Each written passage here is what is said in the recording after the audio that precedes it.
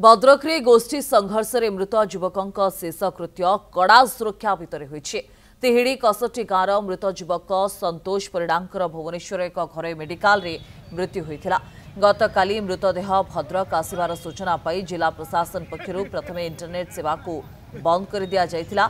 आईन श्रृंखला परिस्थिति को दृष्टि रे रखी भद्रक विभिन्न छक और संवेदनशील अंचल में 27 प्लाटून फोर्स मुतयन करा जायथिला।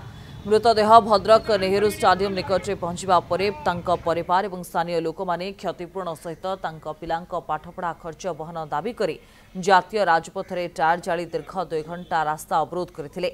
परे भद्रक एसपी जिलापाल डीआईजी भद्रक विधायक और सांसद घटनास्थल में पहुंची लोकों को बुझासुझा करथिले। मृतकों परिवार को 10 लाख टंकार सहायता पाई घोषणा करिसेंती मुख्यमंत्री। या सहित पिलांक पाठपढ़ा खर्च भी सरकार बहन करेंगे। घटनार संवेदनशीलता को देखि आज संध्या 6टा पर्यंत भद्रक रे इंटरनेट सेवा बंद रहिबो।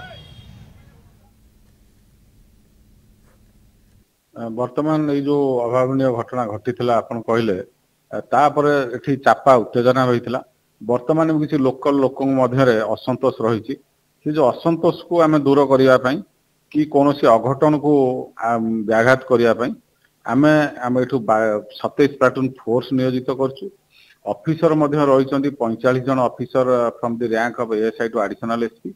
ता सहित आमर इंटरनेट सेवा आम टेम्पोरारी सस्पेंड करछु। केवल लिमिटेड एरिया रे करछु जो एरिया रे आम आशा करछु कि उत्तेजना रही एवं आउ जेते प्रकार अघटन हबो बोली आम आशा करछु ताकू सामना करिया समस्त प्रकार आयोजन आम करछु।